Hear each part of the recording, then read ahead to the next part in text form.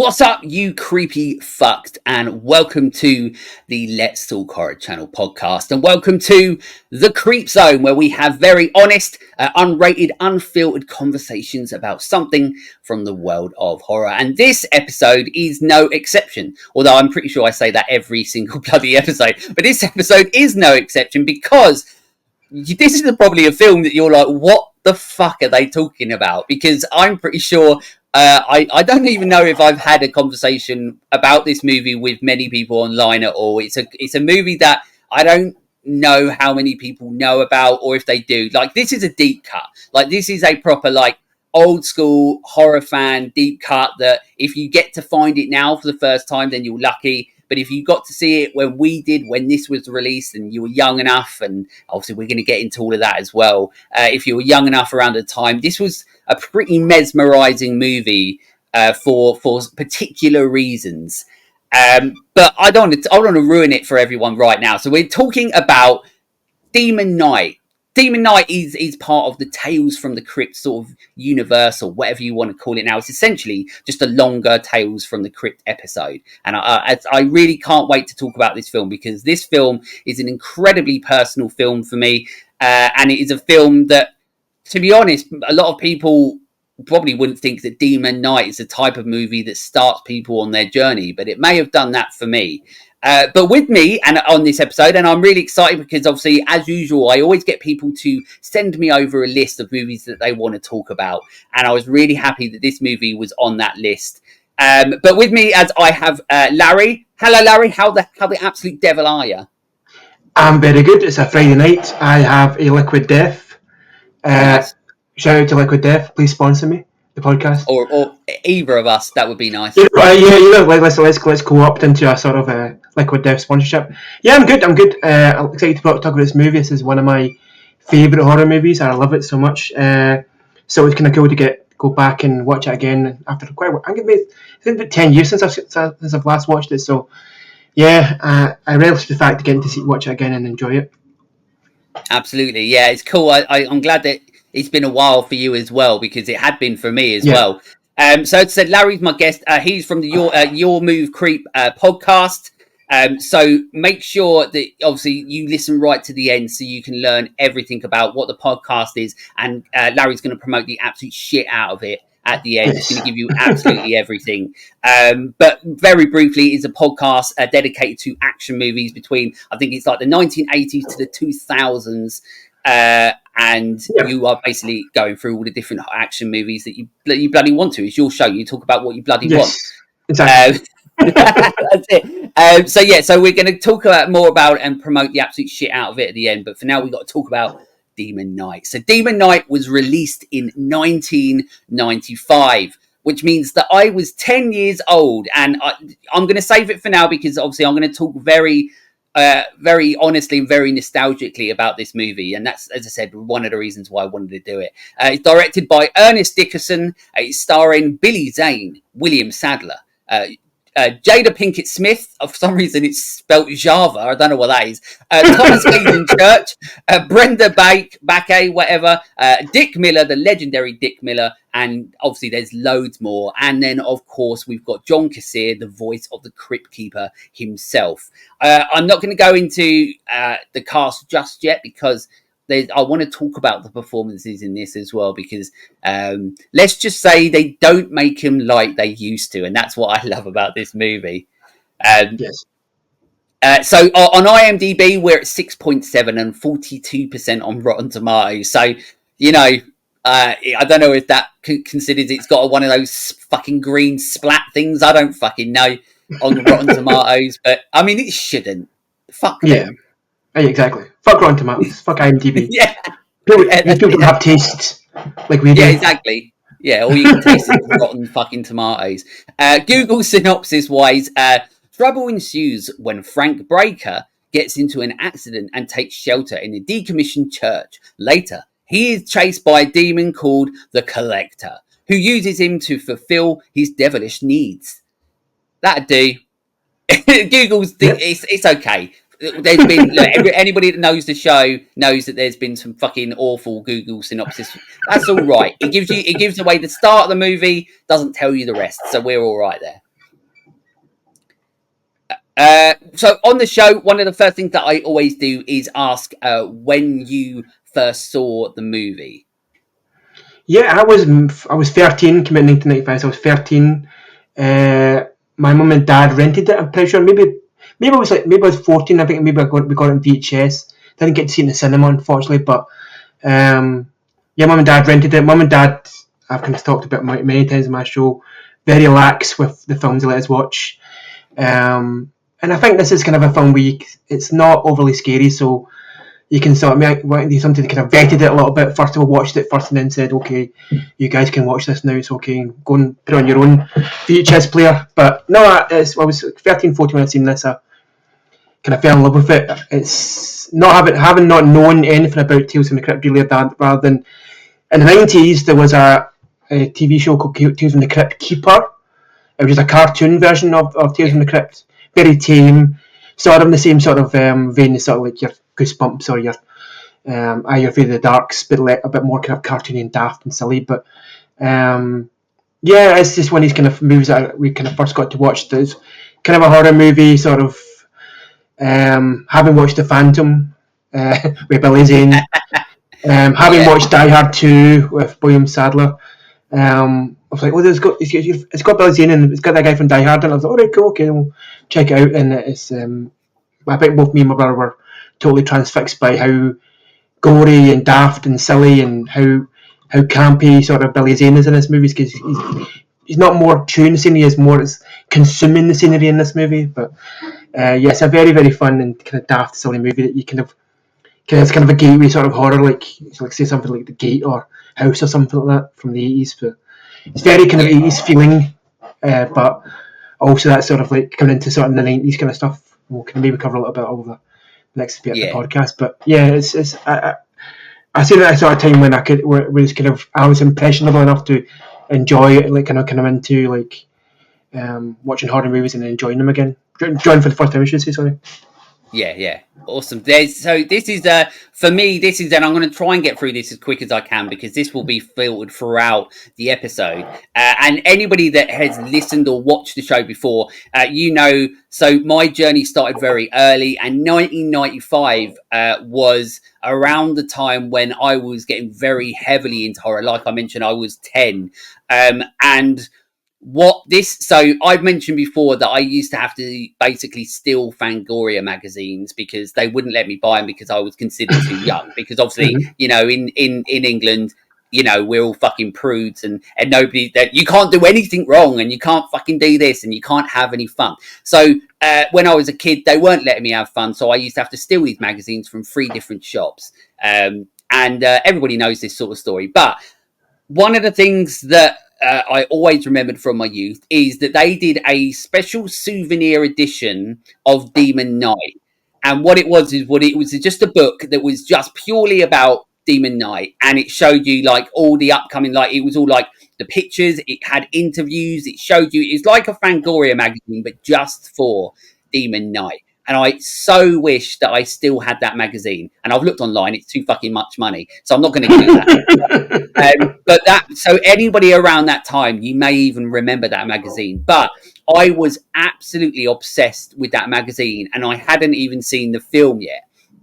Because at that age, at 10 years old, I was already watching these movies, and I was in absolute awe watching them, because I was just like, how are they doing this? Like, practical effects were like a huge, massive thing for me. And I always keep saying this, it's always very weird that I literally never went into thinking about doing practical effects, but it was more so because acting and filmmaking, that's what I wanted to do and want to do, and everybody knows that. I won't go into it.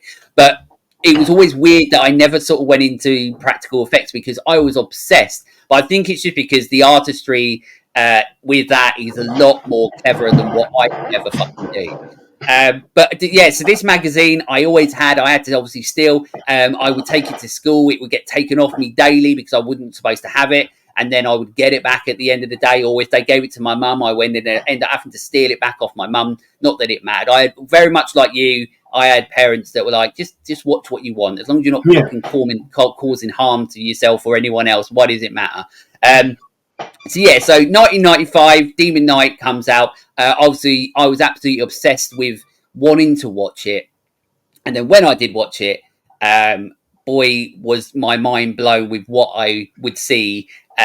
Little BP at 10 years old, opening scene and seeing some, big fake boobies. I had no fucking idea what was in store for me, and we're getting to all of that as well. But yeah, so that's Yes. why, as I said at the start, like this episode is going to be a lot of nostalgia going around in this. And if you have seen this film, I think that you might feel the same way as well, because that book, that souvenir edition, was one of the things that got me into horror, or was one of the things that amplified my desire and my need to understand more about horror and how it's made and what goes into it. And I think that, irrelevant of what you think about this movie, or what we may even think about this movie, I think that this is one of those movies that's almost like I've already mentioned. They don't make them like they used to. It's a bit of a time capsule, because it was at that period where horror was changing as well. Like you mentioned, it does have a full-on 80s vibe, but still is working its way into this, into the 90s and its mid-90s, but it doesn't feel like that. And it doesn't really feel like that sort of movie. But the advancements in the technology side of it, of practical effects, is what makes this film sort of blow your mind. And like I said, we're going to get into it all. But yeah, at the start, straight away, boobs. And I didn't, a little baby, 10 years old. I don't know what you were like at, what you say, 12 or 13. As Oh, soon you as it have opened, teenagers, man. Like that's like primo, turning yeah, 13, 14. Yep, it's like just, well, there you go, that that's little it. laddie. Yeah, and it happens later on in the film as well. Like with loads Yeah, of people, exactly. Yeah. Dick Miller is definitely Dick something in that moment, because Uh-huh. you know he definitely wasn't thinking about about what he was going to do in the scene acting wise. I think he was definitely thinking about how he doesn't Yeah. make himself look more uncomfortable on screen than he sort of does with 1,000 naked women around him. But yeah, like this is one of those movies that sort of has it all for a kid. And I think you're right there at the same time. Like this isn't necessarily a film, like you can see this film sort of considered scary, but I think the comedy aspect obviously takes Mm. that away a little bit. And like you mentioned, Billy Zane and so on like that. Um, so what I'll do is we'll talk about the performances. The performances is something that's always very, very important. But what I do want to start is right at the start, because like I mentioned, this is obviously a longer version essentially of a Tales from the Crypt episode. And like you mentioned as well, if you don't know what Tales from the Crypt is, then obviously you must be living in a fucking crypt. Like if you don't know what Yes. Tales from the Crypt is. If you are watching this or listening to this and you don't know what Tales from the Crypt is, go and learn and watch and listen and everything that you can. But it was basically Tales from the Crypt was essentially a TV show. It was an animated series. It was a comic. It was everything you could think of. It was huge. I mean, at some points it got guest stars like Arnold Schwarzenegger in episodes, and Tom uh, Hanks. you know yeah, absolutely. Yeah, like you had a lot of like big stars. It got to a point where Tales from the Crypt was massive, and it got really big stars to do the little intros with the Crypt Mm-hmm. Keeper himself, who to me still to this day, there's something like there's something so creepy about him and the things that he says, like when he's going "Hello, kiddies" and stuff like that, which is creepy enough, but at the Mm-hmm. same time, I just want to give him a nice little hug because he's so cute. And Yeah, yeah. It's like sort of. I think it's also the Crypt Keeper. Really, if it, I kind of, I sort of see him as sort of same pantheon, as sort of same league as the famous monsters. He's like one of these kind of icons, like like Freddy or Jason.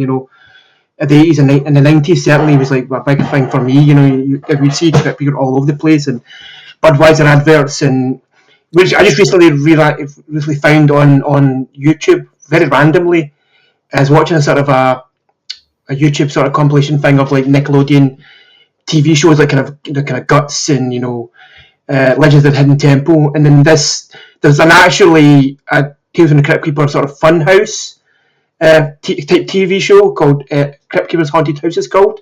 It's all on YouTube. It's really really daft, but it's like really, oh, I need to it's watch it's, this. it's very it's very so it's like even I was like it's like you were saying before, he was sort of a big kind of franchise in the 90s. He was very like he's not just like being for like, your mum and dad to watch, and watch these sort of these kind of raunchy and sort of very quite gory sort of like episodes of TV, but also your kids can watch it and they can watch the sort of this little bad fun house where people are playing like games and winning like encyclopedias or fucking Nike trainers or something like that, where they're being like subjected to sort of horrible like torture and like having like cannonball shot at their face and stuff, and like being playing dodgeball while trying to like answer questions. But yeah, check it out on YouTube. It's really fun on YouTube. But it's fun to think that he sort of made the jump from being like just this thing for adults to like being for kind of kids and like Kid friendly. like kid friendly, be like a sort of kid friendly sort of. So I think that's maybe like makes him sort of less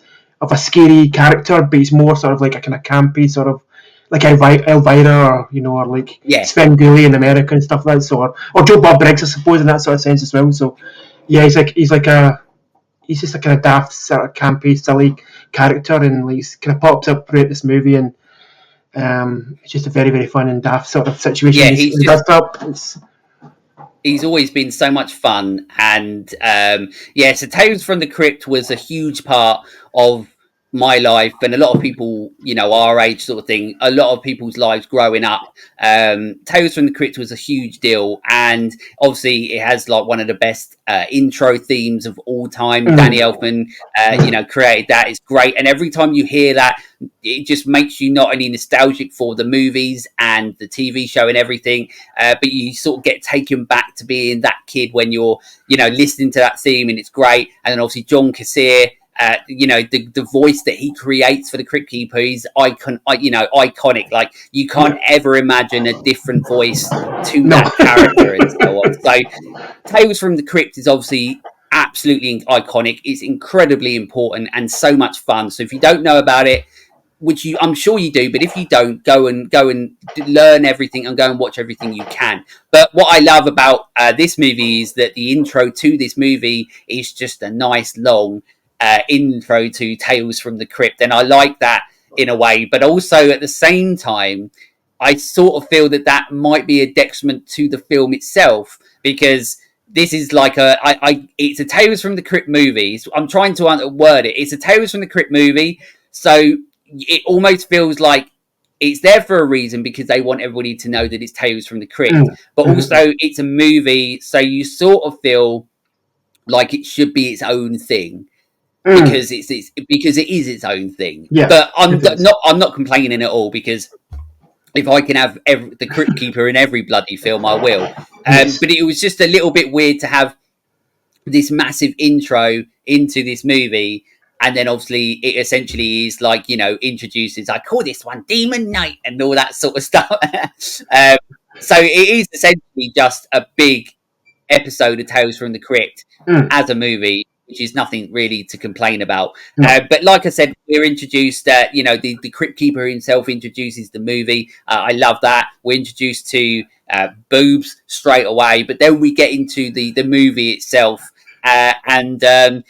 The opening to this is so 90s, because you've got like a Filter song, which is a band. There's a band in the 90s called Filter. If you don't know them, they're great. Look them up.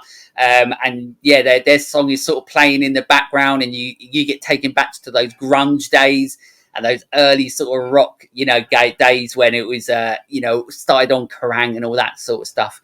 And Filter were a great band. And sorry to apologize, but Filter, it's like lead singer, brother of the T-1000 from Terminator 2. That's right.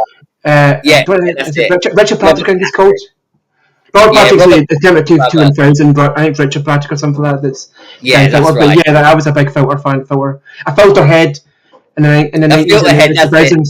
Yeah. That's it. So you've got that straight away, and then you're on this chase between William Sadler and Billy Zane. And look, I'm not going to go through scene by scene for the film, but basically you're like, well, what's happening? Why is this guy chasing this guy? And already you're invested. You're interested in it.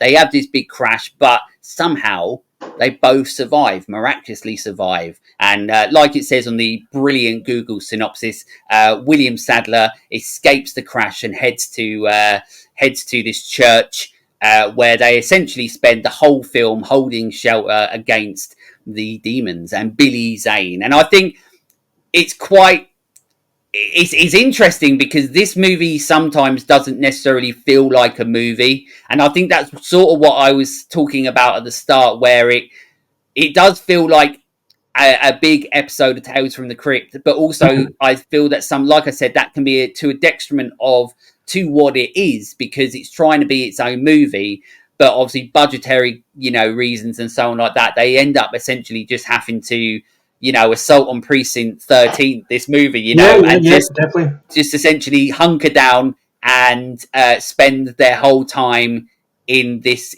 one setting.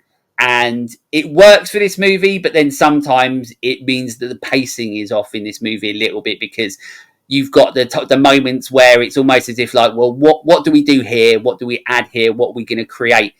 Because we got to remember this isn't an episode for TV. This is an actual movie, and we've got to hit that runtime. But like I said, it's not a complaint whatsoever, even though it fucking sounds like one.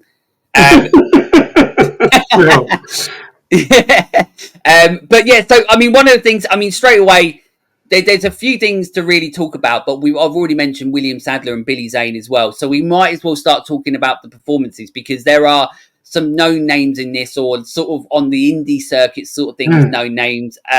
So William Sadler is in this. He was Death in Bill and Ted's Bogus Journey, which unfortunately for me has not aged well. He's been in multiple different things, like you mentioned as well, Die Hard. Jada Pinkett Smith is in this, before obviously she's making her husband slap people. You've got Thomas Hayden Church is in this. I think he was in I think he played the Sandman in one of the Spider-Man 3, Marvel movies. But what's funny is that if I was working in a lab late one night, and see if anybody gets that reference. But if I was working in a lab late one night and I was trying to splice DNA just for fun, and I put William Sadler's DNA with Thomas Hayden Church, out pops it Willem Dafoe. And I don't know if you get that as well. Yeah, I think so. Yeah, when I was watching it, there's so many mannerisms, there's looks of Willem Dafoe, and I'm like, they're like the perfect blend of them. That basically that tickled me. That made me laugh quite a bit. Brenda Bakey, whatever her name is in this as well. Most people won't know who that is, and I didn't know who that was for years. I just thought that she was like the super hot woman that, as a kid, I was just like, oh, she's well nice. But she's actually the lady in Hot Shots Part 2, which I didn't even know either. And I had a crush on her on that as well. So she's double absolutely getting absolutely. And I can't remember the other girl from Pee Wee's Big Top. I can't remember. I remember her name. I can't remember her name, but I know you mean. And then obviously, Dick Miller is in this as well. Dick Miller is obviously absolutely legendary. He's in the Gremlins.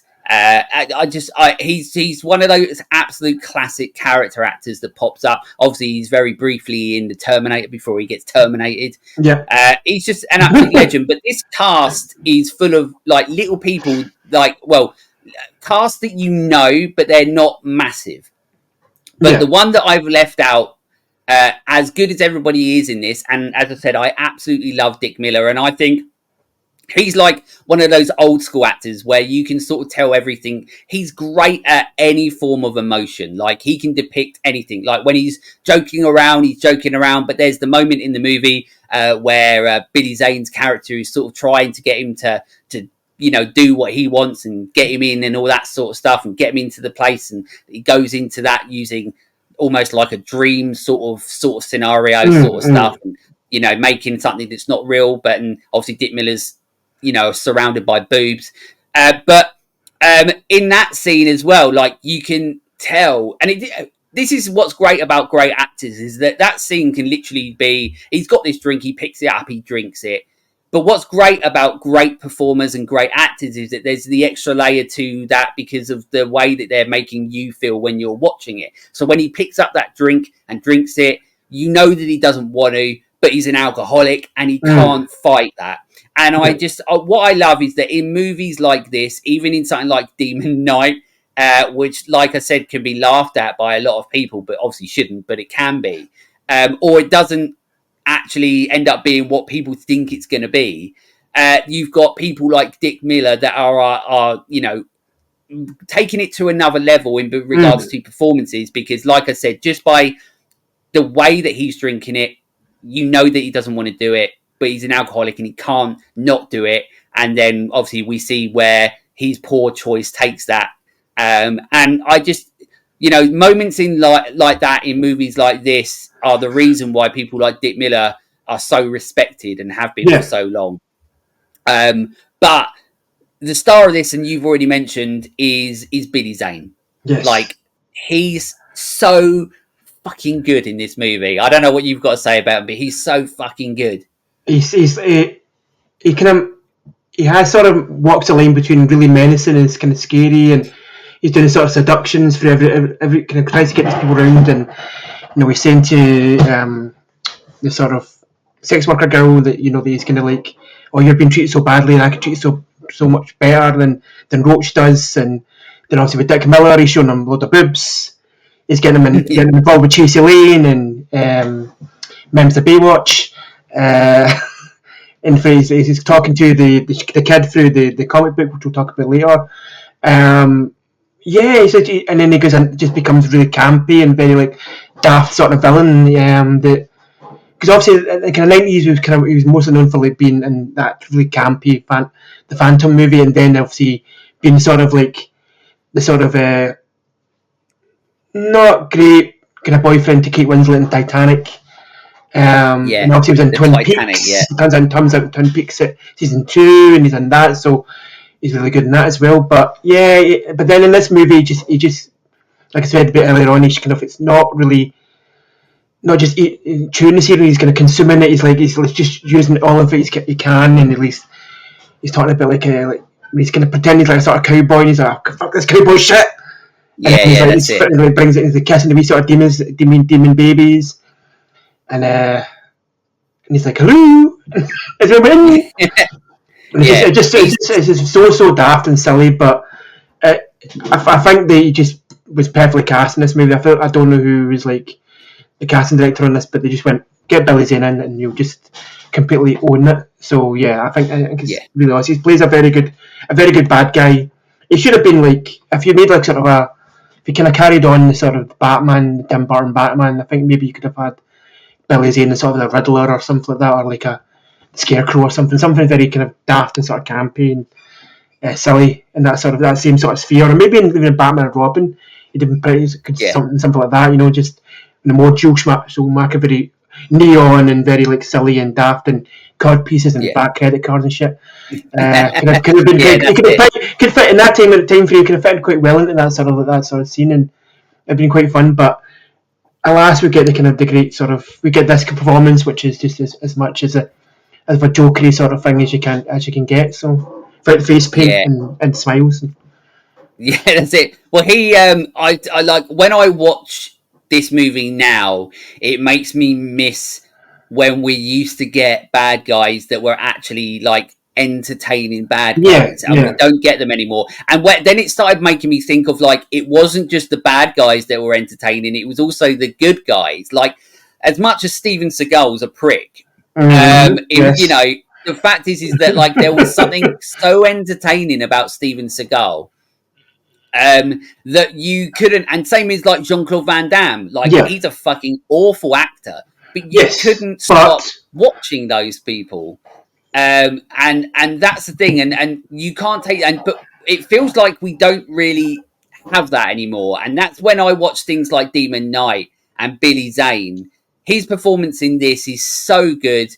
Every little, like you're saying, like he is eating up the scenery in this. He is doing everything he can. That every single moment he is in this movie, he's taking that opportunity yes, to say something, to move in a certain way, or or interpret something in some sort of way. Like, and it wouldn't surprise me if loads of his performance was ad libbed, like, and coming yeah, up on the spot of it as well. Like, it's a shame that Billy Zane never really got to continue to do this.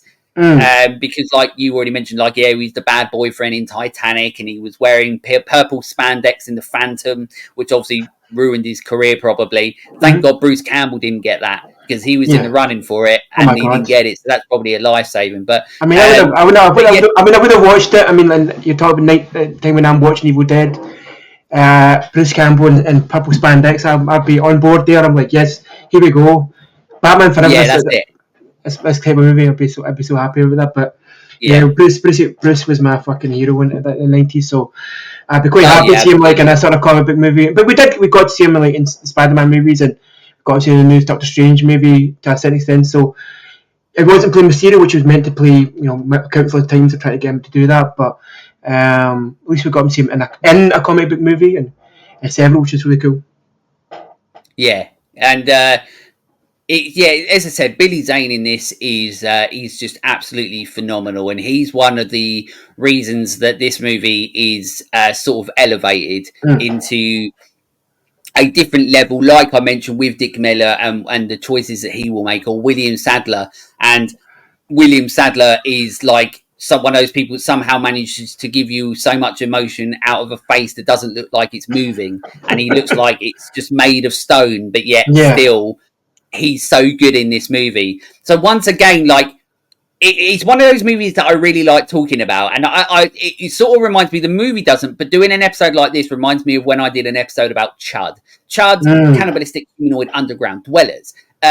That sort of episode, or that sort of movie, is one of those movies that quite easily could just be shit, Mm. and people could just be like, "This is a piece of shit. Let's move it to the side. Let's never have to worry or talk about it again." But there are moments, there are things in that movie that makes it stand out or feel separate to the other actual real pieces of shit there are in the horror genre. And what's great about Demon Knight is that it sort of feels like that, because there are a lot of things that make this stand out as being not a piece of shit. Mm. And obviously, one of the big things is what we're talking about anyway, and because that's going to be a huge, thing about this episode of talking about Demon Knight. But there's little things, and one of the most important things, as we all know, to a movie is the performances. And luckily, in this movie, we don't get shit performances. We No, get no. performances that are really good, but they elevate it to the next level. Like when they got, like you rightly said earlier on, whoever did the casting in this movie, not just with Billy Zane, I don't know who Billy and Zane is, but Billy Zane, whoever did the casting, they must have known what they were doing, because they were like, let's really try and get people that are going to elevate this movie performance wise and give it that extra layer and extra level, where you're not just going, okay, well, we're only here for one thing, and that one thing is obviously what we'll talk about later. Um, what's really weird as well, I don't know if you noticed this as well, but every now and again there's that weird fucking Sex Panther sound, and it's like, Yes, yes, yeah. That's what that. the fuck is that about? I don't understand it. Every time, like obviously, William Sadler. If you've not seen the movie yet, go and see it. But on his hand, he has like sort of like stars that sort of are lining, almost sort of like a sort of a kind of compass through, reaching to this hotel they've been looking for since World War One, I think, at some point.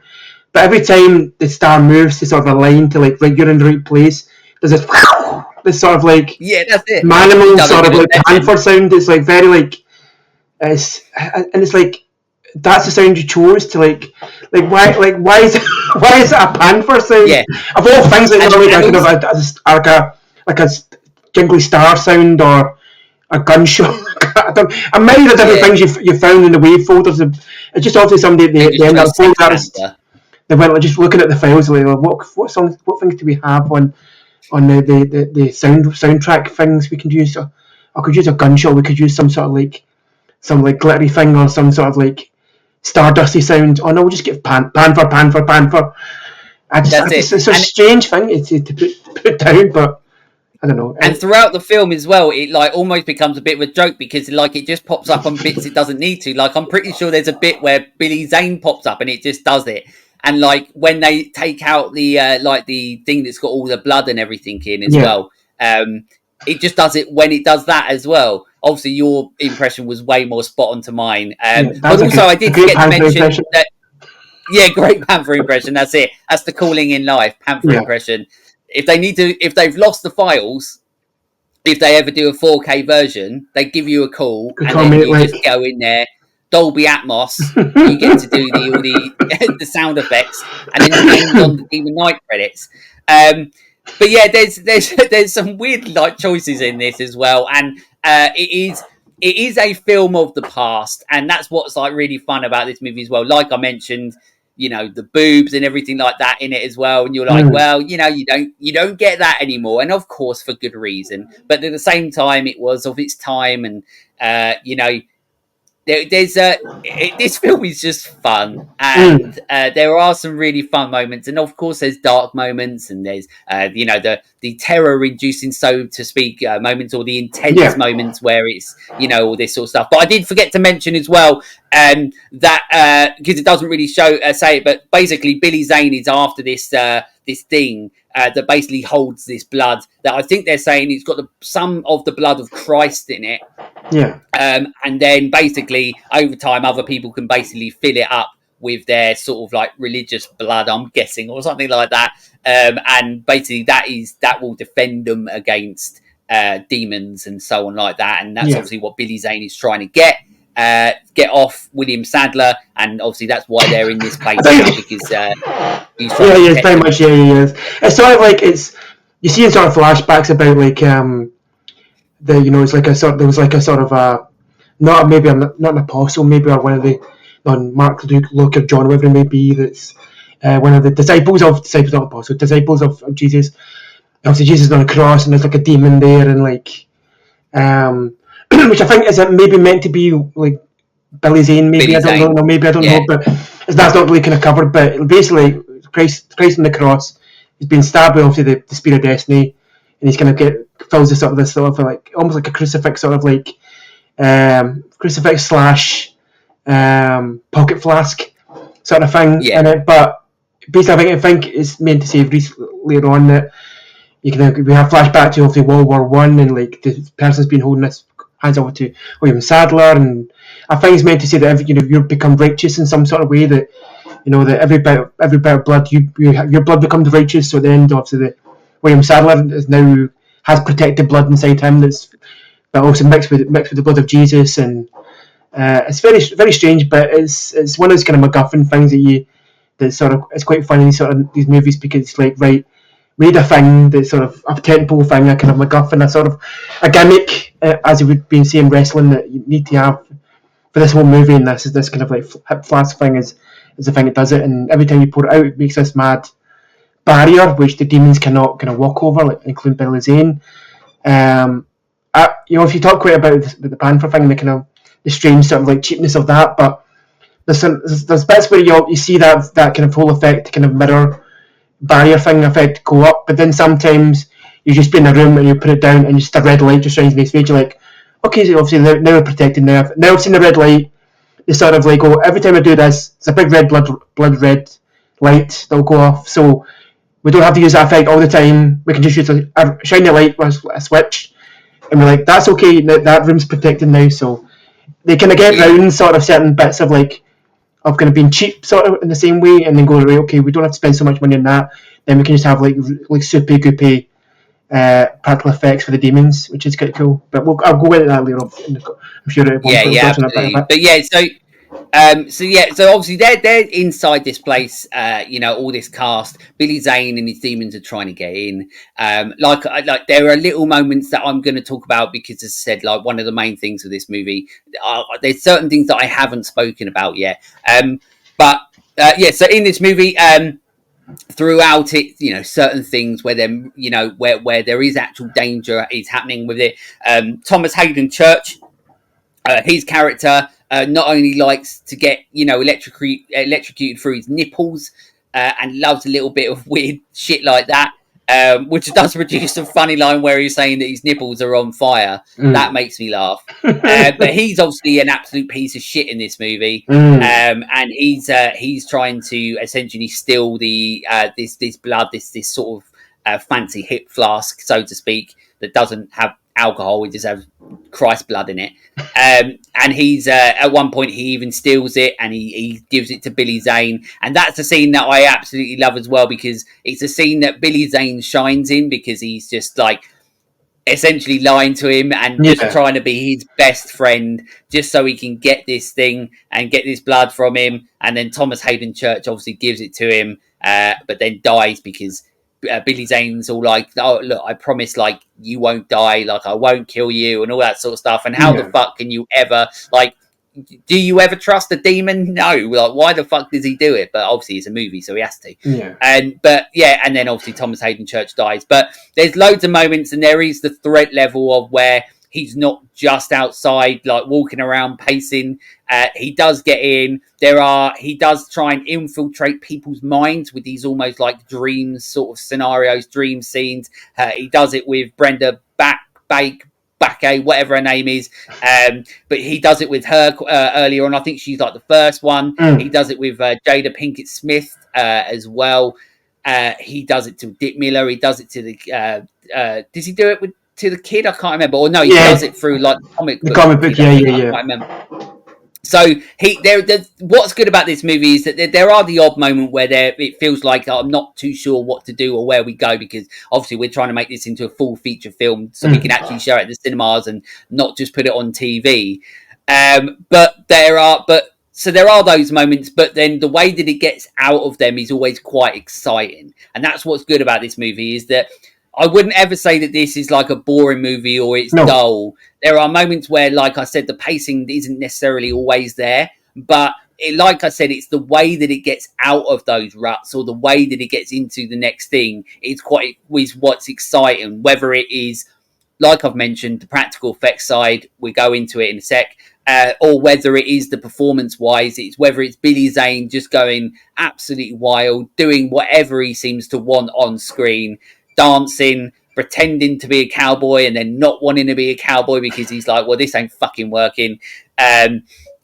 It's just it's an exciting, and it like I said, this film is like, it feels like a time capsule of a movie, of a time that was that was in the 90s before, you know, cinema sort of started changing, because obviously it was only 1996, the year after, that horror changed because we got Scream, and then in 99 obviously you know, we got the Blair Witch Project, and horror was reinvented again. So these sort of movies, like we've already said, like you mentioned earlier, these movies that were like these 80s sort of inspired movies that still filtered into the 90s when they started getting like lower budgets. So they were still going because they were still had so many of these sort of ideas to create. This sort of feels like one of the last ones of those sort of movies. Yeah, I don't know if it does to you. No, I definitely agree. It's kind of like we kind of touched quite a bit on Bruce Campbell there, and it feels very like Evil Dead. It's sort of it's like it's towing that line between like being like ridiculously gory and like but funny, and then like scary, and then there's like stakes, but also it's like just goes back to being like silly. There's a like just a little bit Tom saying church. There's a bit where obviously all they're upstairs in the sort of balcony thing. We're up to the kind of top floor of the hotel. And it's William Sadler and Tom Sadler Church, and but Tom Sadler Church spits on the demons, and then he gets shot with this scream of like of air, and hits his face. He's kind of William Sadler turns and goes, "Do you know what? They really don't like that." And so I always remember that line because it's just so funny. Because he just turned around and goes, "They hate that." I was like, "He's like, okay, yep. I just fucked up there. I do apologise, but it has that sort of like you could watch it along with. Excuse me. I'm getting over COVID, so I do apologise. My voice is kind of going a little bit.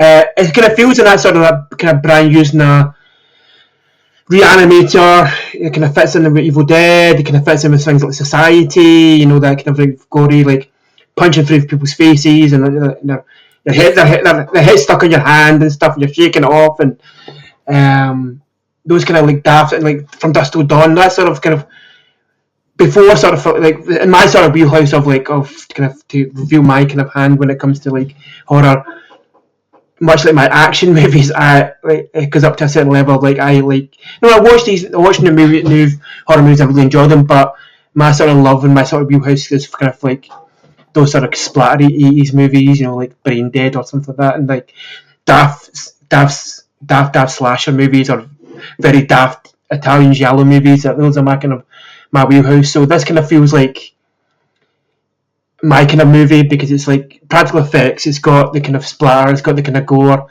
It's got the funny daftness of it, and of the kind of the campy sort of performances. But it's also kind of got the kind of like badass kind of action bits. CCH Pounder kind of owns the hotel in this movie. At the end, she's got like her arms cut off, and she's got a shotgun, and she's like pulling his grenades in the one go to like blow up all these demons, and like she's like "Sabadam," and I'm like, right, that's an action movie line right there.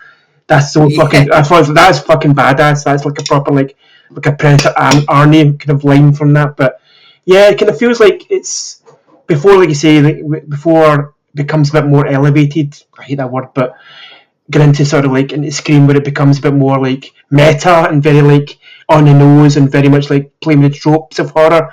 This seems like we know what we are. We're a daft, silly movie. We're funny. We're campy. We're over the top. The gore's ridiculous. The blood's ridiculous. They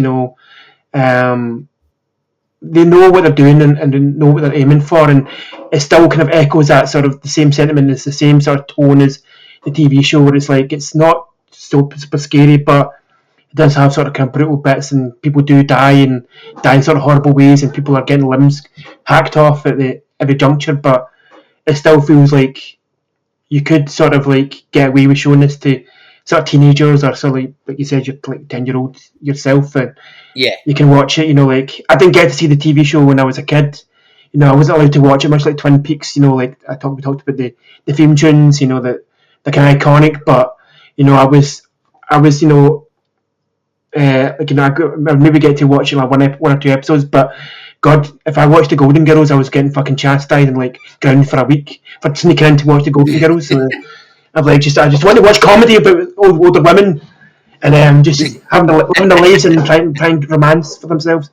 But if you like, Mum would probably just rather I watched fucking brutal horror movies, and that was probably what. Shout out to Carlin. I just think it's just one of these movies that just, again, watching it a couple of nights ago, I just felt like, you know what, it speaks to me so much, and I was smiling all the way through it because it's just one of these movies that echoes everything I need from a movie. And when I come on a horror movie, Yeah.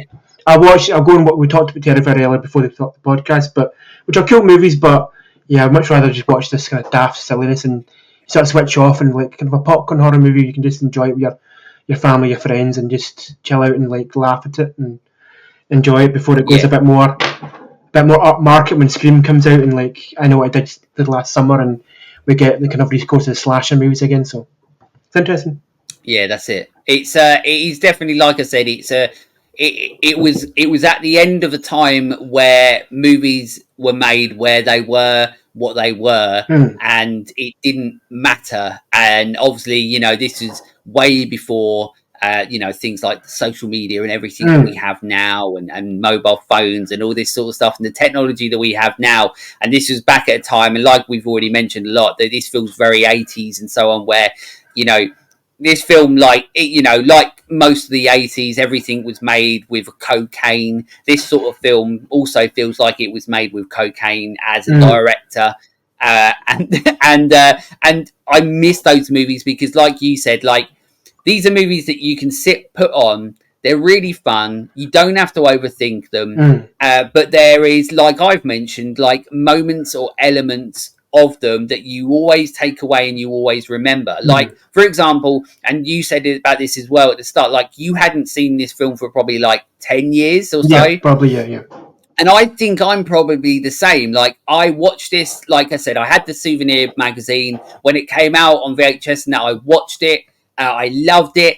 And then I watched it a lot when I was younger. But then, like, as I got older and I was watching more and more horror and so on like that, like, it wasn't a film that I forgot. It was just the movie because I was watching everything else. And then as I got older, I just, obviously haven't really watched it for like 10 years as well, if not more. But when I was watching it and, for the prep of this, I thought to myself, I wonder how much I'm going to remember. And the second it came on, I remembered every single moment of the movie. And it felt like I almost remembered almost every single line of the movie, and every point, every plot point, everything. Because, this is like a movie that is incredibly nostalgic for me. But it's like it's imprinted, like it's branded in my brain. Like somewhere in my brain, there'd just be like a branding of saying Demon Knight, Yeah. and yeah, or Billy Zane, or something like that. And it's and that's how it feels. Like this film, it does feel like part of my blood and like part of my body because it had such an influence on me, and that's why I always find it really funny that there are films like Demon Knight that you don't necessarily always think are going to be the ones that come up in discussions where you're like, that's an influence for me. Because, of course, you know, we're always going to think of the Halloweens, the Texas Chainsaw Massacres, you know, Nightmare on Elm Street, Friday the 13th, like the big ones that we always go to where you're like, they're the ones that started me on my journey. But literally, like for me, like the ones that started me on my journey were films like Demon Knight because they were the ones that I was in awe of because I was just like, fuck, like, how did they do this? How did they do that? And I wanted to know more. And then that got me more interested in the genre and the people behind the scenes of creating all of these, you know, and it's so films like these that you always think to yourself, Demon Knight isn't an important movie, but it is Yeah. some because of what it achieved. You know, from what we're gonna obviously go into as well, and we close off talking about the movie itself soon, because we get to what happens at the end of the movie, but. The main thing and the main reason, obviously, I wanted to talk about this was not just because of my nostalgic love for this, but because there are so many examples in this movie of some of the coolest practical effects still that you'll ever see. And to be fair, actually, and before I do that, like this film itself as well, this film is a really nice looking movie. Like cinematography wise, like on a technical aspect for obviously what quite clearly the small sort of budget that they had. The lighting in this film is really, really good. And I actually think that it actually looks very modern for the type of movie that it is. Like when you're watching it now, very similar to Scream, so to speak. Like Scream had this look of it that made it look new. Like Wes Craven was the master of everything. Like he just was. He's the fucking king. But he managed to make Scream look like a film that had never been made before. And Demon Knight, I'm not necessarily saying it looks like a film that's never been made before, because like you mentioned, it does feel very like Reanimator and Brain Dead and all those sort of movies. But there's something, but there once again, it becomes the extra layers to these movies where you're like, oh, okay, this film doesn't look like shit. It looks very well made. The lighting is fantastic. The way the camera moves. Although, to be fair, I'm pretty sure every single shot in this movie is at a Dutch angle. If people don't know what the Dutch angle is where every time, like, basically it's like off center, so to speak. So it's like a little bit, at an angle. I'm pretty sure every shot in the movie is that. And yes, that helps make it look cinematic, but also it's very lazy. So as good as the film does actually look, I'm pretty sure that they just literally tilted every single shot in this movie. When I was watching it, I was like, oh yeah, that's pretty funny. Yeah, the Battlefield Earth shots, that's what they call that shot now. Yeah. Not like the Dutch angle, is the Battlefield Earth cinematography that, for instance, is like just halfway, like as if somebody's got the phone and was like this, like, what the phone do like this? And you're like, no. I know, if I'd have thought about that, I would have done it with this video version. Not that anybody even listening to you would have seen it, but we could have just done Dutch angles the whole time. They would have been like, oh, look at that production value. But yeah, so the film itself looks like really good. And that's another thing you can't take away from this movie. But yeah, like I said, and like we're getting into, the practical effects are so good in this movie that I will never forget them. They are one of the reasons that's got me started on my journey through horror at 10 years old. Obviously, before that, I had already seen horror films. I started when I was around 7 or 8, but this was one of the movies that was very early in me going, wow, like I want to know more and I want to continue my journey through horror. And obviously, I'm still fucking here somehow. But like Demon Knight, the practical effects in it from the get-go are just so good. The demons themselves look so cool, and it's such a weird, like, original look. Like they're very unique, the demons in this. Like, I don't know, they look weird because there's something they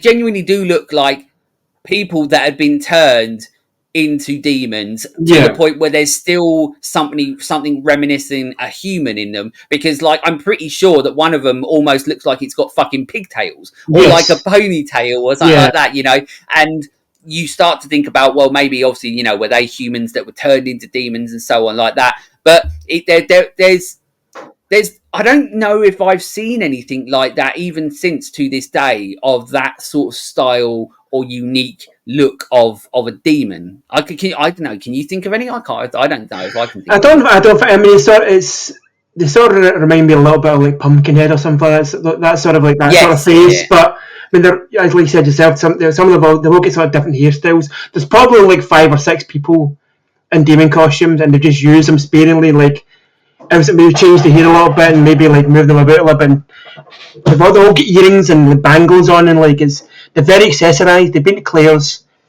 They've got the earrings in. They've had their ears pierced. They come back from the dead. They're really interesting. Even like when they're wee babies, they come out the ground. Obviously, as we should say, obviously the Billy Zane kind of cuts his hand. This kind of slime, this sort of like Teenage Mutant Ninja Turtle ooze comes out his hand. He kind of throws it about the place, and these things come up from the ground. So there's probably only maybe like 5 or 6 people really in full suits, like full like proper prosthetics. But when you see them, you're like fucking hell. Like you just said to yourself, it's like you see these the kind of level they've went to, because they are full head to toe, and like these kind of demon costumes get the loincloths on, and maybe they're wearing wee pants under them, but they're just very very interesting. And then I say like the kind of when you see them up close, they look very like intricate, and like a lot of time and yeah. like we talk, a lot of time and energy's A went into lot of them. But detail. I think it's really interesting, and I think that I haven't really seen stuff like that before. It's sort of, but it's that sort of again that sort of 90s sort of like, it reminds me sort of like things like Wishmaster or something like this. Those kind of like Yeah, when you see like the demon version of that kind of thing, it's very like daft and silly, but you appreciate it because they've obviously went the whole hog to be like, right, if we're going to do demons, you want them to properly look like demons. They're not going to be like just like faces. Sometimes like when like Dick Miller or the kid Andy's dad, they find him in the mines and stuff like that. They maybe sort of they go a bit like blue, and like they've got yellow teeth and blue yellow eyes and stuff like that, but that's a bit less of it when they get become possessed. But the proper demons in this are very much like demons, I guess, I suppose. So they're yeah. very demony, those demons. I think, Yeah, yeah, yeah, they're very demon like. The demons are very demon like, yeah, those demons and are I demoning. love the use.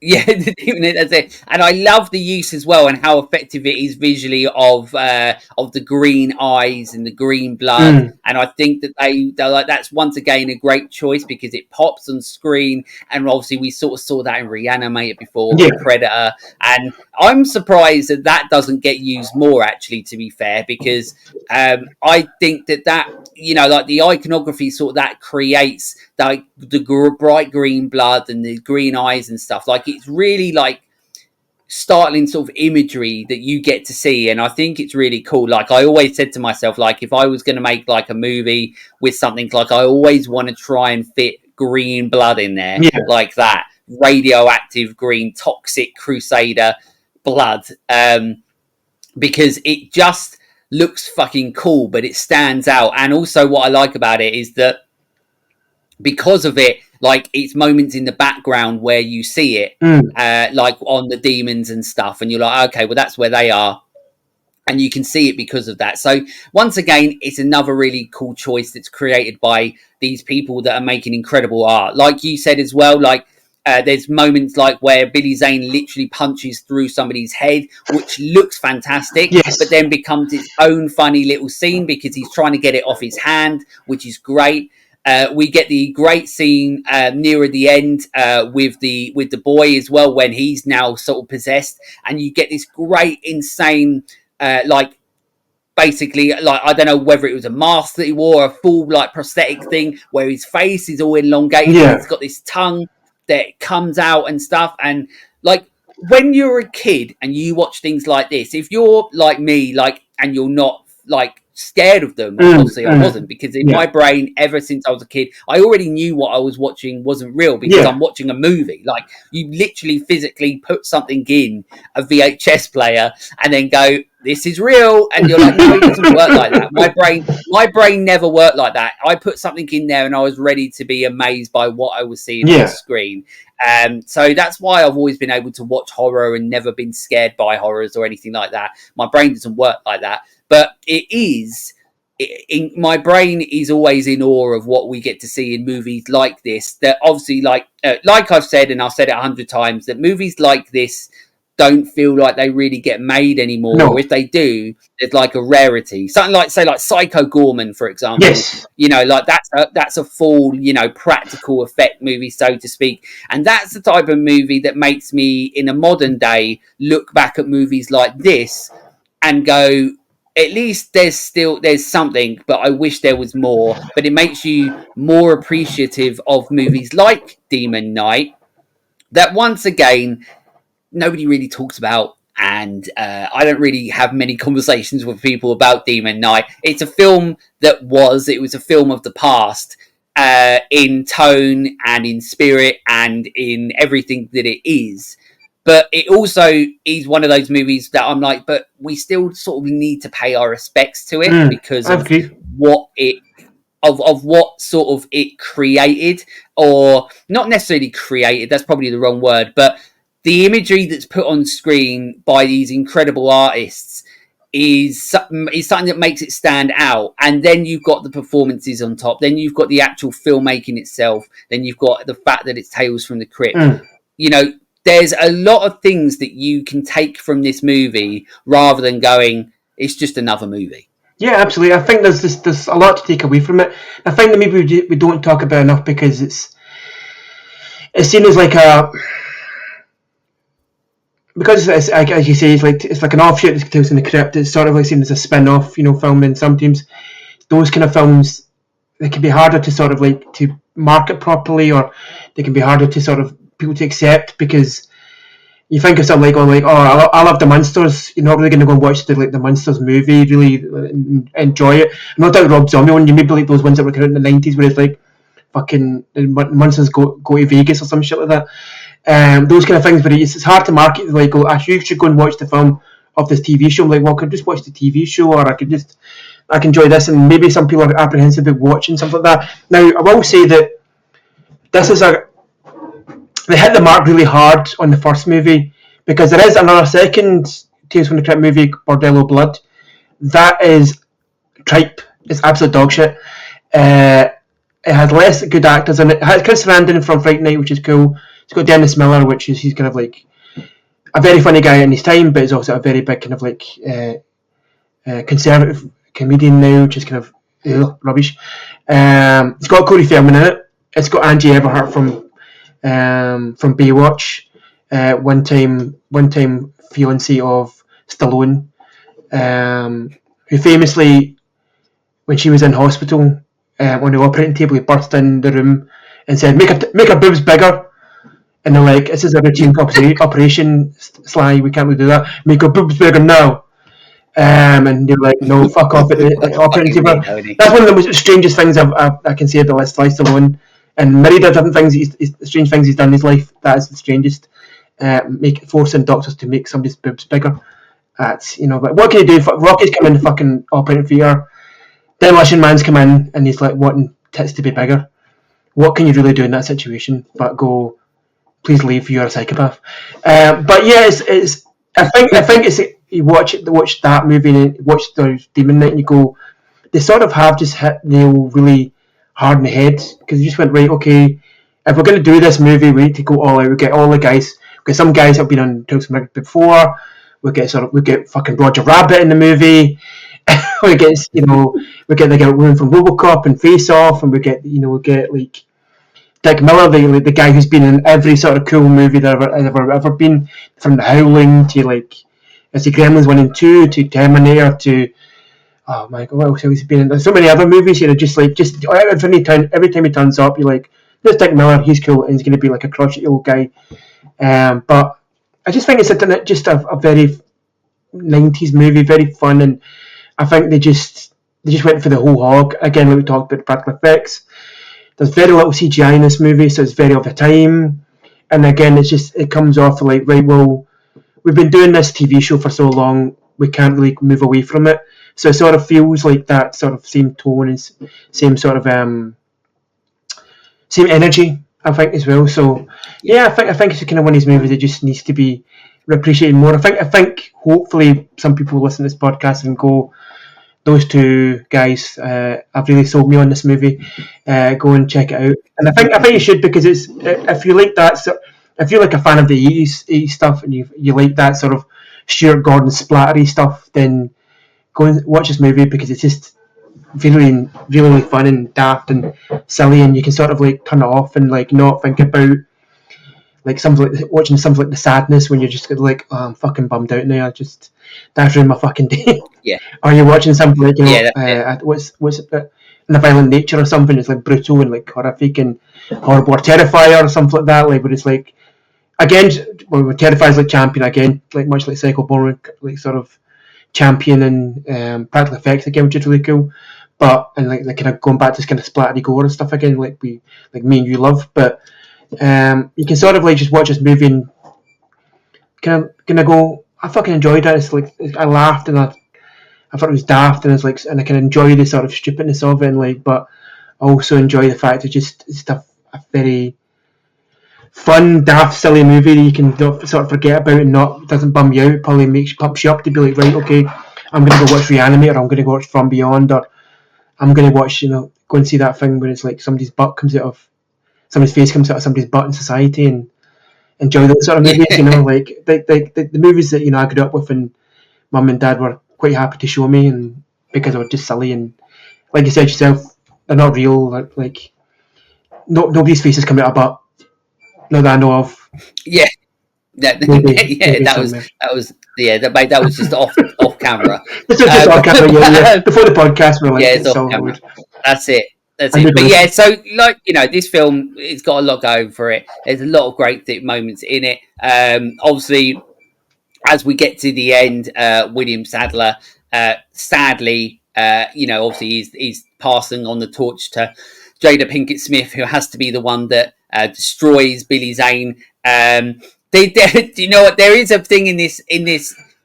I remember, as even being a kid, I got really fucking pissed off by it, and then when I watched it the other night, I also still got pissed off it, and I was just like, yeah, like, but little BP, you're right, like you were right to get pissed off by it. But it was when so what happens is that she Jada Pinkett Smith, she ends up putting the blood all over her. Yes. This blood that Billy Zane can't touch and so on like that. And you're like, okay, that's cool. That's a good choice. Like, because you've done it. I mean, you've wasted all the blood. So God hopes that you actually get more blood, which really pissed me off when I was a kid. But then obviously we know what happens later anyway. Yeah. But yeah, so but then she's done all this anyway, but then Billy Zane ends up putting her in a bath and washing all this water off her, which somehow washes all the blood from her clothes as well. So now she's got pristine white clothes. Yeah, which is strange. That no longer died from this blood.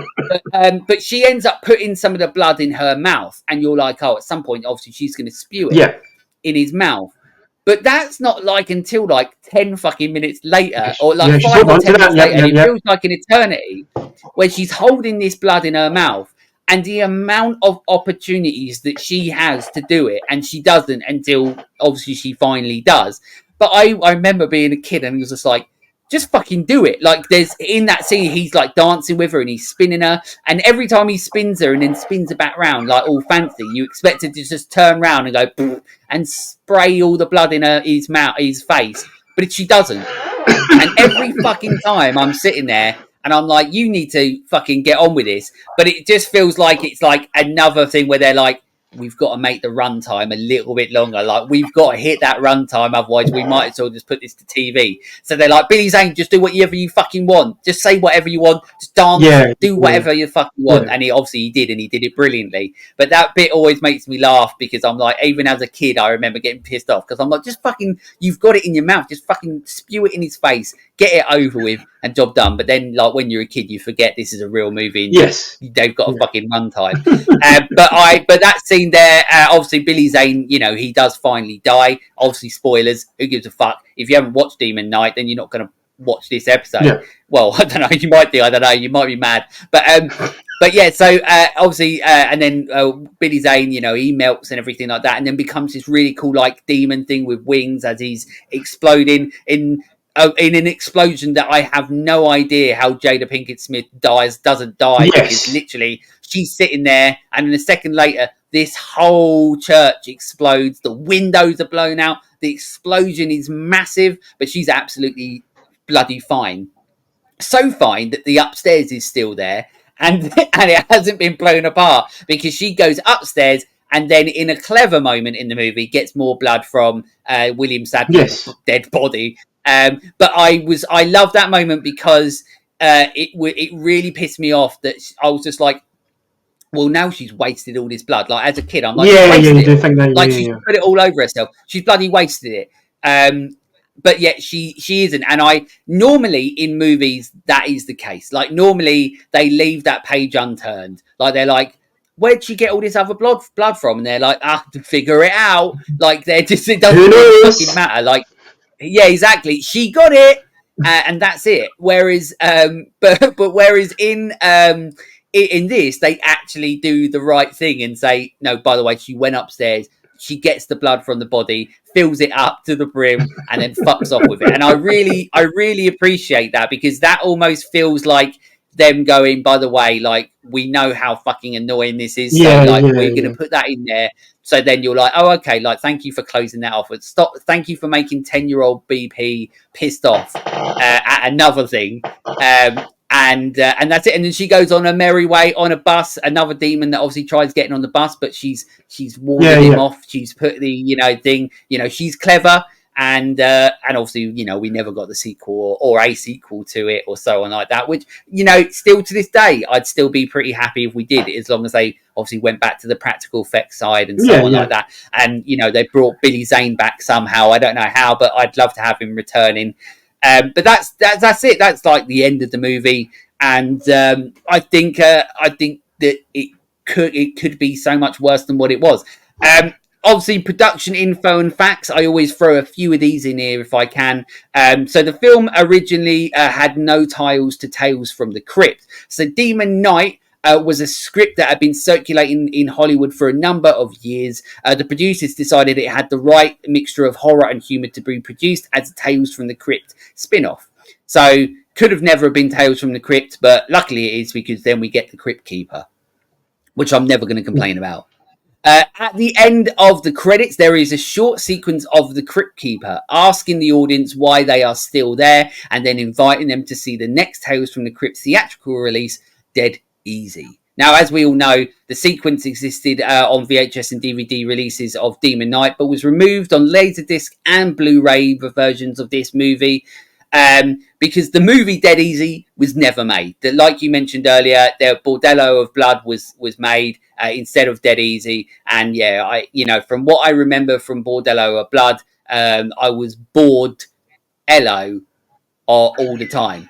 I don't even know how that works. Basically, I was bored by it. But what's funny is that when I watched this on Amazon Prime, because unfortunately this is another movie that in the UK we don't have a physical release of, because we never fucking have anything. So you can probably still get this on VHS or something, but if you want a Blu-ray, you have to get it from Europe. But on the version on Amazon Prime I watched, that bit is actually at the end of the credits where he's talking about Dead Easy. So it's cool to see that at the end and then know that it was never fucking happening.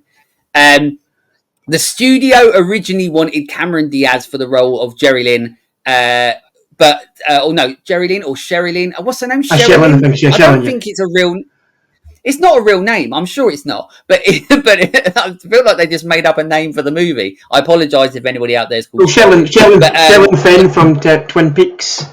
Obviously, Audrey Horne herself. I'm wrong. There you go. I'm going to apologise to you. I'm going to look at the camera. I apologise to Shelley Fenn. One time girlfriend of Prince. There you go. That's for my girlfriend. She's a big Prince fan. There you go. So there you go. But there is, so it's a real name. I'm wrong. I'm proven wrong. But yeah, anyway, but director Ernest Dickerson, forgot his name, convinced the producers to cast Jada Pinkett Smith instead. Mm-hmm. But she's great Yeah, in the she looked movie. good. She does what she needs to, and also, as we learn, obviously at the start of Scream 2 as well, she has one of the best screams that there Mm. is in cinema, as far as I'm concerned. When you hear her, like, she's got one of those proper guttural screams that, like, if you hear that, you are convinced someone's getting murdered, but she's accidentally, like, cut herself with a potato peeler or something like that. But, like, you'll be upstairs and you would run straight downstairs being like, right, call ambulance, someone's dead, someone's been, like, murdered. And she's like, no, I just, like, stood on a fun tack or something like that. Like, that's how amazing her screams Yeah, so are. that's So that's. I mean, that's. yeah, I mean, that's why she was in that mad metal band for ages. Do you remember? she was in a She metal was in a metal band. band. I'm gonna have to find it one sec. I'm gonna actually look this up because I forgot the name of the band. Well, to Google, Jada Pinkett Smith metal band. Because this is news to me. I never knew she was in a metal band. But if They're she's called screaming in that, Wicked Wisdom. Um, oh, brilliant. Go and check them out. They're absolutely terrible. She has not Awful. taken on Right. the musical genius of her husband.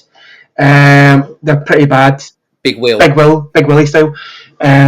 You know, he didn't do very much. He just was just a rapper. I think at some point. I think was very got into movies. I think he was in some movies, but he wasn't very like good at it. Yeah, he never became a big No, star. I mean, Nothing no, like that. and Not also as I big as think, yeah, Jada. not big as Jada. Jada was really the Oscar winner in that family. I mean, Yeah, it seems like absolutely. But we're yeah, shitting on but Jada yeah, Pinkett Smith, but I do apologise. I do actually like Jada Pinkett Smith. I like her in Scream, I like her in this, I like her in Fresh Prince, and I'm sure Wicked Wisdom, if I went back and listened to them, I'm sure they're really, really good. maybe you might get a bit Yeah, nostalgic maybe for I it. would. And then the last one that I've got is William Sadler and Billy Zane also appeared in episodes of Tales from the Yes. Crypt. Sadler appeared in The Executioner, which I think is like the pilot episode, Yes. I think, of Tales from the Crypt. That he was in an episode called The Executioner, and Billy Zane is in an episode called Well Cooked Hams. So they have already had that Yeah. connection with Tales from the Crypt, and then obviously, you know, brought in together in this movie. So that's some production info and facts. Overall thoughts on the movie. I always let my guests go first, so give us your quick overall thoughts on the movie. Fun 90s movie. Go and watch it. It's well worth your time. Go and watch it on Amazon Prime right now. If you're listening to this, watching this, whatever it may be. I think you'll really enjoy it. As I said a million times on this podcast already, that if you like 80s movies, if you like 80s, silly, daft, things like Brain Dead, Bad Taste, the kind of early work of Peter Jackson before he went wanky and just talked about fucking hobbits forever. If you like, Brian using this stuff, you want, Time, yeah. like movies like The Guyver or something like that. Like you want to see practical effects and like you want to see full bodysuit demons. Go and watch this. If you like that scene in Zoolander with Billy Zane's in it, go and watch that. Go and watch a bit of this. If you like seeing William Sadler's bum in Die Hard 2, go and watch this. Or you like Bogus Journey, go and watch this. Or VFW, which is like a kind of veteran action movie. Yeah, great movie. Yeah, really really cool good. movie. Go and check that out. But yeah, I think it's just like yourself. It's from the era where we found out about films through Fangoria and like Empire and Starburst and Total Film and stuff like that, and those sort of magazines. So yeah, like go and watch this because I think you'll generally take something away from it, whether you laugh at it and think it's very stupid, or whether you watch it and you think, oh, this is such a daft, silly movie, or you watch it and you think, it's an amazing special effects movie, and it's very, like, the lighting is really cool, like, it's all kind of blues and greens, and the green ooze and the blue light and the moonlights and all the reds. It's a very Argento colour palette, if I say so myself. Yeah, Very giallo. Suspiria colour palette. Maybe that's what they're going for. Probably not. I'd imagine it's a very silly, daft 90s movie. But yeah, if you want to watch a silly 90s movie before it went a little bit serious and a bit too like self-flagellating, then I would say definitely check this out. And please release it in Blu-ray because I want to watch it in Blu-ray at some point. If I'm to get it from like absolutely. Germany or like Czechoslovakia or something like that. Or Czech Yeah, Republic, I that's think it. it's maybe Czechoslovakia. Yeah, that's it. Yeah, I mean, everything that you said is pretty much the way that I feel about it. Like for me, there's two loves for this movie. One for the movie that it Mm. is, because of one, practical effects are phenomenal. If you're somebody out there that hasn't seen this but love practical effects, this has to be a movie that in your lifetime you've got to see because of the incredible practical effects that were about as high as you can possibly make in this movie. You know, like this is like a high standard for practical effects, and but not just for the fact that they're practical effects, for the uniqueness of them as well. And that's what's great about this movie, like the way the demons look, or the way that they're using practical effects to tell the story within the movie. Like, for example, like we've already mentioned, when Billy Zane punches the guy through the face. Not only do you not really see that coming, but when it happens, it's such a visceral thing. And the way that the practical effects is that it looks very Mm. real and it looks great, but then also it's played off almost a little bit slapstick as well. Yeah. So there's a lot of uniqueness to this movie because of the practical effects, but there's a lot of uniqueness in regards to how they do these things in it, and also obviously the performances as well. If you want to see a movie where you're like, these are people like, you know, who are ticking every fucking box, Dick Miller, you know, Billy Zane in this, as I said, like this is one of my favorite. It's weird to say that Billy Zane gives one of my favorite movie performances of all time, because Yeah. Billy Zane in this is just undeniably Mm. brilliant. And it's weird as well because there's some, like there's danger to him, but there's charm to him Yes. as well, and it's really funny with Billy Zane. So he's great. So there's that side of the fact that there is this movie that could be shit, but it's not, because of it's got things working at a very high Mm. level, whether it's the performances or like the cinematography and the set design and the set pieces or the performances. There's one reason to go and watch it. But the other reason why I love it, and the other reason I always go back to it, is because it is an important film to my soul. You know, like I've said, like Demon Knight just feels like it's part of me. And every time, you know, I talk about this movie, think about this movie, see pictures of this movie, or like, you know, I hadn't watched it for so long, like I just remember everything about it, and I remember how I felt as a kid with that magazine in my hand, of that classic souvenir edition that I want so bad still. You know, and looking through the pages in the playground, you know, and getting it taken off me and having to steal it back, you know, like though, you know, I wouldn't have that if it wasn't for Demon Knight and films like Demon Knight. So I have a lot of respect for the movie itself, because I love its weirdness, I love its uniqueness, I love that it's what I love is when movies are unapologetically what they are, and this is one of those movies. We don't get them anymore, and it's a time capsule, and it's part of that time and that space in cinema. We don't really get it anymore, and I'm great that we got a film like this. Like I've mentioned, I don't think that this is like a masterpiece by Mm. any means. You know what I mean? Like this isn't going to change the way that you think about cinema, but it is one of those movies that you sit down and respect the fuck out Yes. of because of what it did and what it achieved. And I love it for that, and I love it for how it makes me feel. I always ask this as well: favorite scene in the movie. If you can think of your favorite scene, it can be quite tough, but I don't know if you've got one. I kind of thought a little bit about this before the podcast, and I think it's probably the scene where the kid gets turned, because it's very Oh, okay, it yeah, sort of shows the best parts of this movie, where it's like there's a little bit of a meta thing where like the kids reading Tales from the Crypt, the comic book, him and Dick yeah, Miller, they're in the attic, and then Dick Miller he turns slightly earlier than the child, and he's reading this book, the comic book, and then Billy Zane sort of talking through, sort of doing sort of evil sort of Dracula eyes through the kind of comic panels, and then the kid kind of turns, and then, as Lee said earlier in the podcast, the visual effects in this scene are really amazing, but also it kind of switches back to Jada Pinkett Smith and William Sadler and the kid.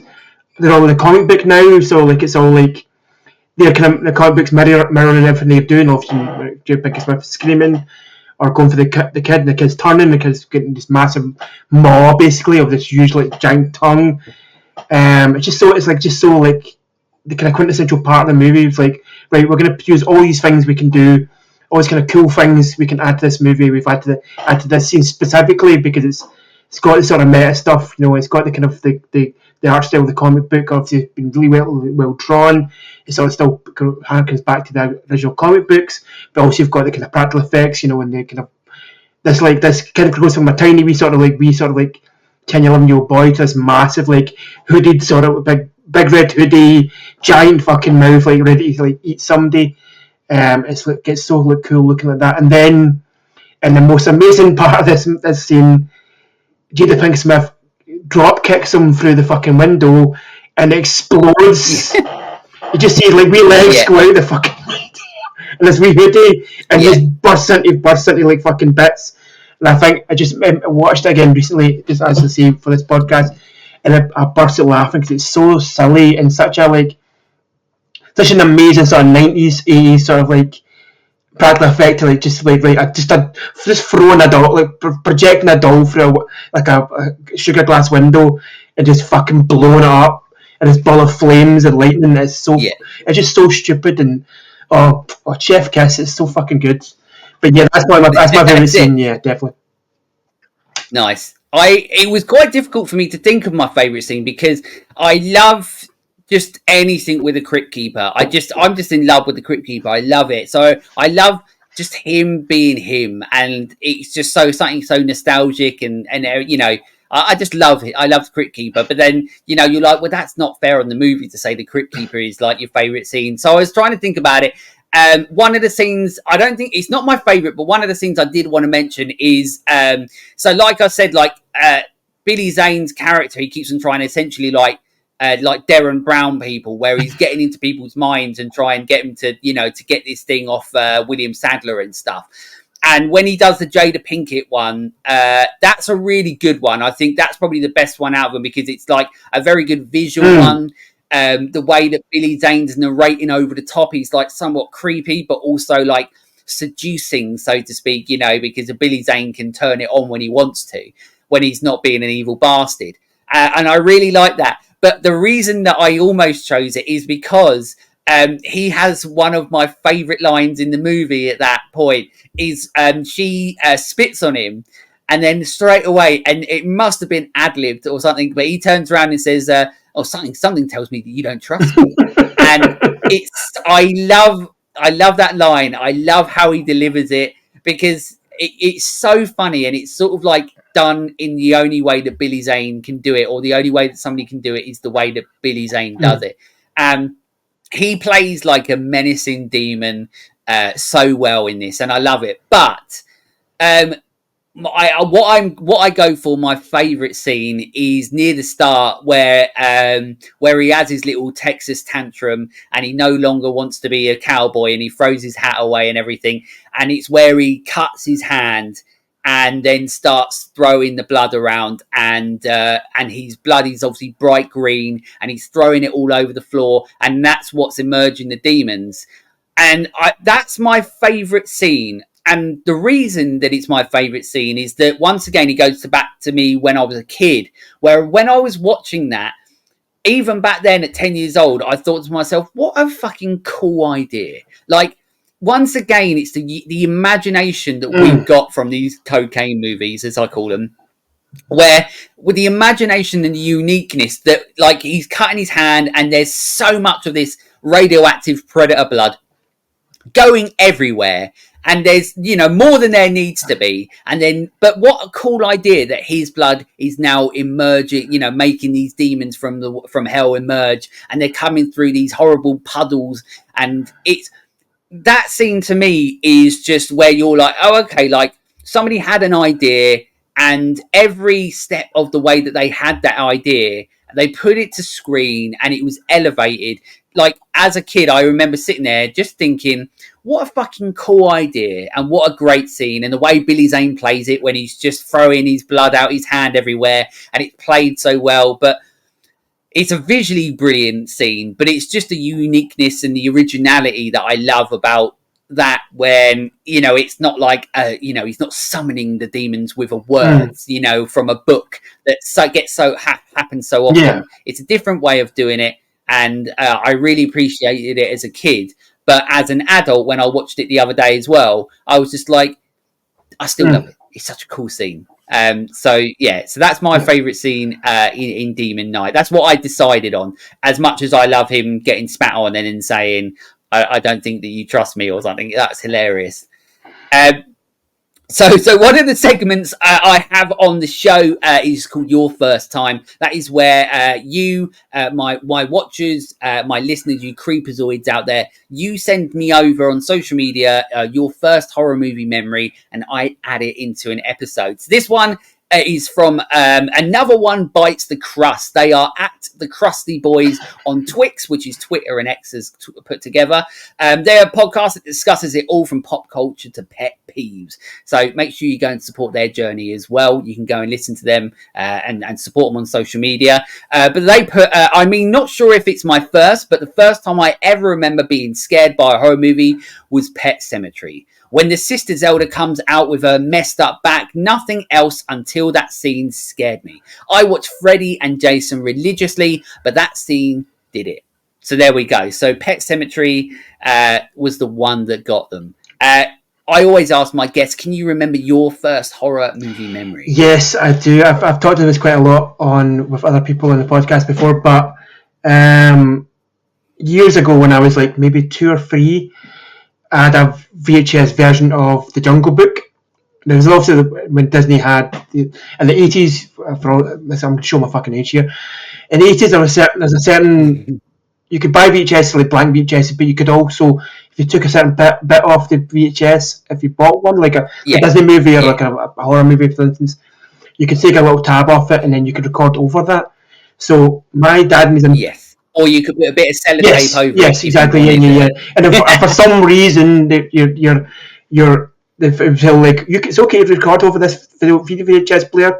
VHS player like, okay, I can't record over these videos. No, you can do it now. Put a bit of sellotape over it. It's all good now to record over it now. So, and my dad was in for it. The last time wanted to watch Poltergeist. It was on BBC One, like very late at night in the 80s. And then, so my dad used my Jungle Book video to record Poltergeist. Sets a timer, goes to his bed, and then in the morning, my gran comes over to watch me, takes me back from nursery. My small young brother Matthew is in nappies essentially at this point. Sorry, put him in blaster. I'm sure because he was a baby, not because he was a full grown man. But he was so like I put on Jungle. Mum's like, Gran's like, "What do you want to watch, Larry?" Wants Juicy. I say, "I want to watch Jungle Book." When my gran puts on Jungle Book, and then gets into the King of Swingers, and like it cuts from. I'm not going to sing the King of Swingers because I'm not very good at singing. So, but cuts from that, you know, the Uncle Louis sort of flinging his heart out to. Come back to life, Caroline! And it's like fucking full on demon. The things come out the fucking closet. If you've seen Poltergeist, that big, like, kind of the closet monster comes out. The fucking scene, the fucking clowns there and shit. Zelda Rubinstein's fucking going mental, and her tiny wee sort of like quiff. Her gigantic glasses. Glasses too big for a human being to have with their eyes. Yeah, like that completely. I was like, oh, what the fuck? And my gran was like scrambling to try and turn it off, and yeah, like that was like my first horror remembrance. But now, I suppose I can't say it scarred me. It's like made me a much more bigger horror fan. And I was like, oh, and I think it sort of maybe at that stage was like, okay, maybe scared me a little bit then, but I was like, oh, what is this? What is this film? Like, I want to know more. And you know, when I was a bit older, you know, I was like 5. I'm saying I've got to watch sort of bigger movies like say talk about watching Predator and like Highlander and stuff like that, and then films like Rawhead Rex and fucking American Werewolf in London and stuff like that. So my mum's a big horror fan, big Child's Play Chucky fan, and she kind of let me watch whatever I wanted. So, but yes, that was kind of my first foray into horror movies. Reluctantly foray into horrors because I was just like forced. I just wanted to watch Baloo and Mowgli play and have fun with the orangutan, but no, my dad fucked that one for me a little bit. So, but you know, like so, like that was a very fun moment for me. But yes, I mean, I still love Poltergeist to this day, and like, uh, I just laugh every time I see that bit, and I just think, fuck, you know. That's I it. think what he And should then and then you're like, what he should do now is find me a VHS copy of Poltergeist and then tape the Jungle Book over it. yeah, that's it. That That's would it. create that would sort the balance of the force out, and everything would be all right Yeah, in the that's world it. again. The multiverse would be aligned Yeah, again. That we've done that, but yeah, it's very fun. that's it. That's it. Yeah. Well, I mean, what's great about it is that you remember it. It started like the reason I do this segment is because no, I love hearing them. I love reading them. But like I always say, we never forget our first time Yes, horror memory. We can forget so many other genres, but horror is one of those things because we watch it and it like for you, it started you and started your interest and started you on definitely. your Yeah. journey. Or it can stop people on their journey and they never want to see it or watch it or anything again. So if you want yours read out, all you've got to do is go to any of our social medias, Instagram, Twix, TikTok, any of them. We're on them all. Just send me a direct message of your first time horror movie memory, and I will add it into an episode. But Larry, now is your time. I need you to promote the absolute hell out of your podcast. Lovely. So if you haven't had enough of me already on this podcast and you want to hear more, I'll be talking absolute gumph and talking over guests sometimes as well, and like just putting my fucking suggestions out there. You can find my podcast. It's called Your Move Creep, which you can see here. There.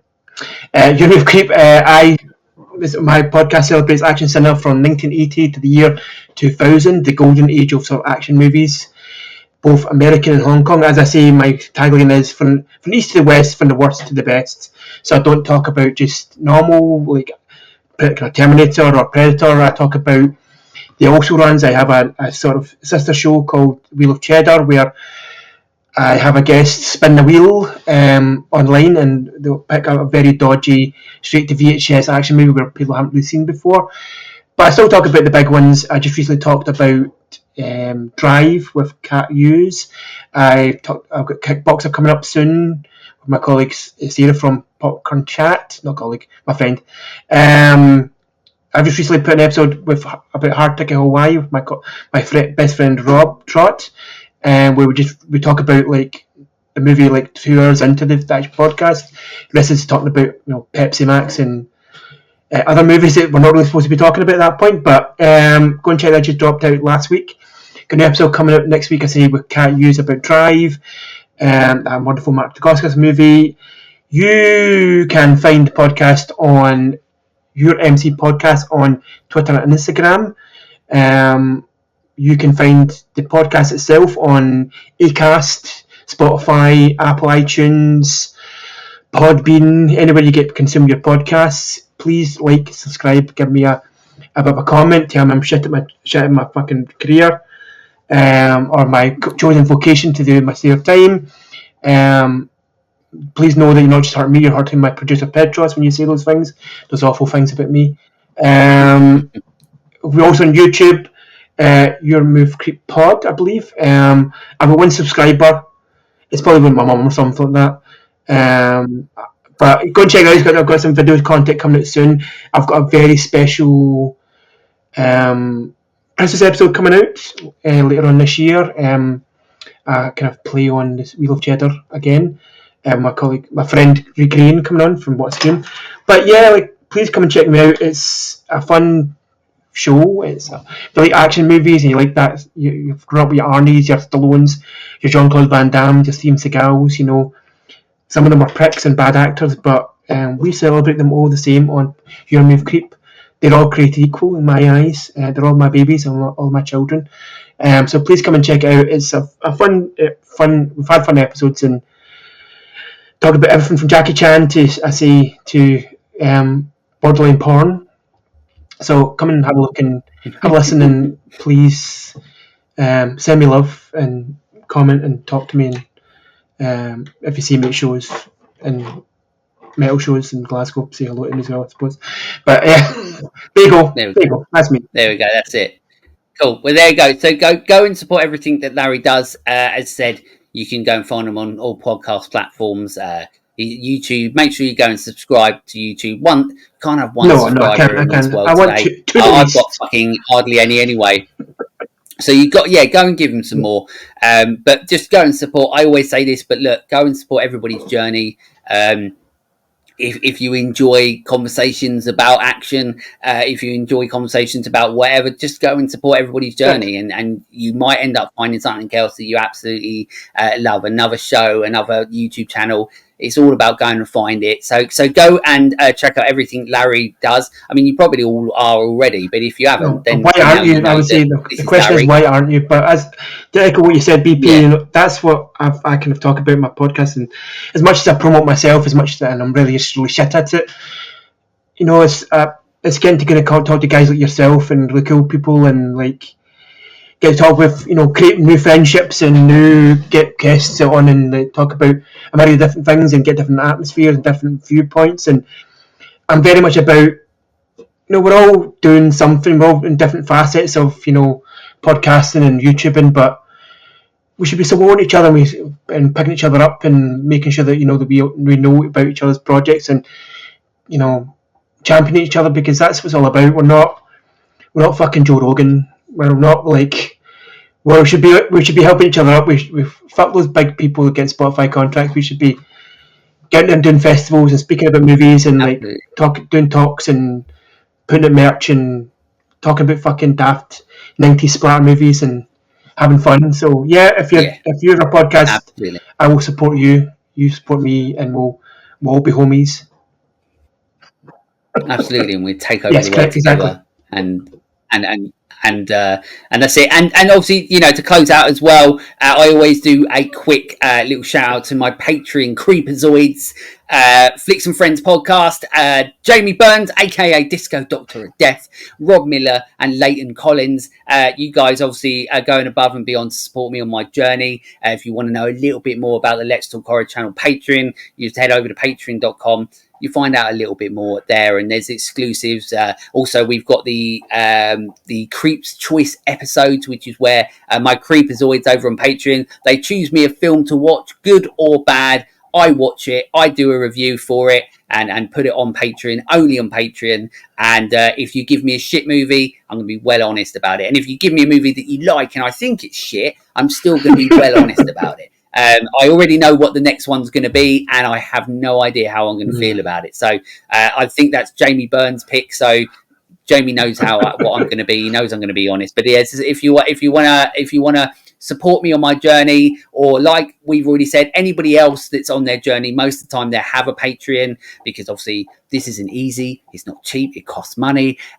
We're there. Patreon is there to go above and beyond support. But the things that you do for me and the things that you do for Larry, the things that you do already by watching, listening, subscribing, rating, reviewing, all means the world to me and Larry and everybody on this journey.